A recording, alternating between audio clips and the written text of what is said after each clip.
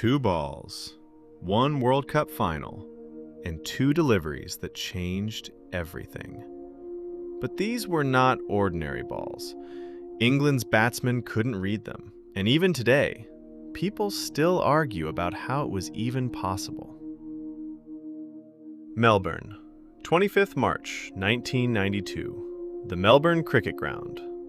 Pakistan had started the tournament disastrously. At one point, they were nearly knocked out.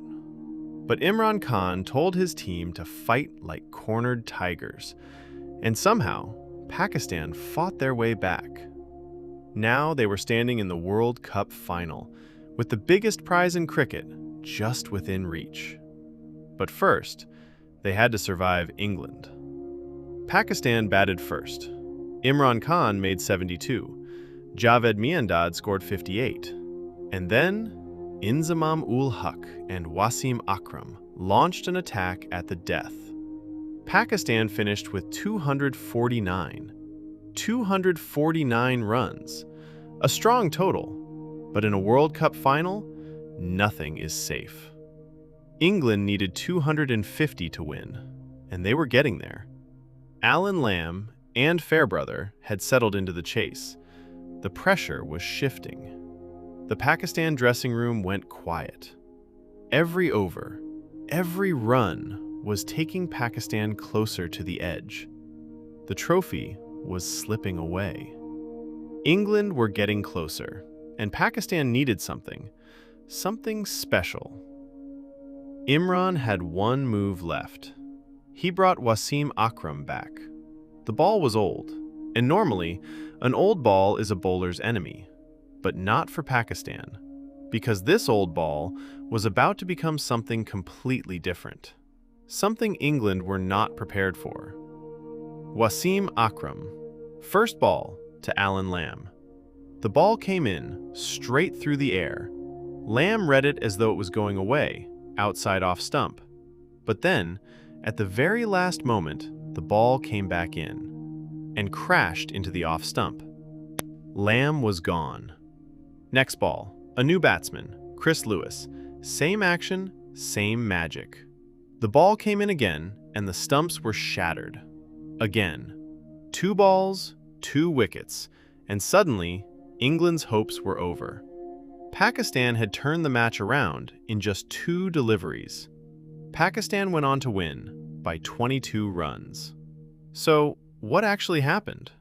To understand those 2 balls, we first need to understand conventional swing. It is actually quite simple.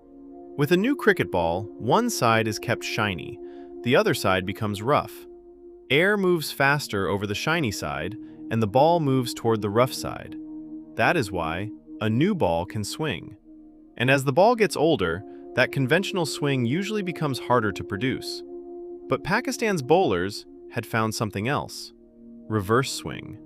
When the ball becomes old enough, one side can become very rough, while the other side remains relatively smooth. And when the ball is moving at high pace, the airflow can reverse. Now, instead of swinging toward the rough side, the ball swings toward the shiny side, the opposite direction. And that changes everything. The batsman sees the ball and expects it to move away. He plays for the outswinger, but instead, the ball comes back in.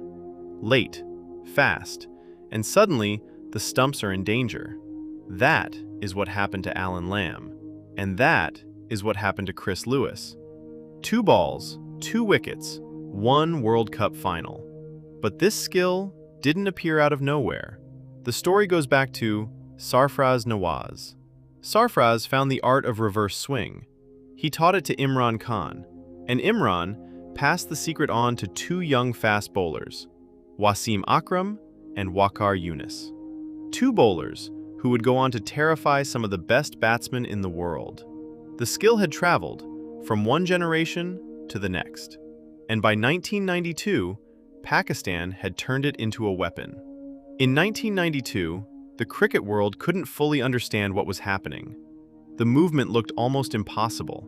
Accusations followed. There were suspicions of ball tampering. But science later confirmed reverse swing is completely real. Pakistan hadn't discovered magic.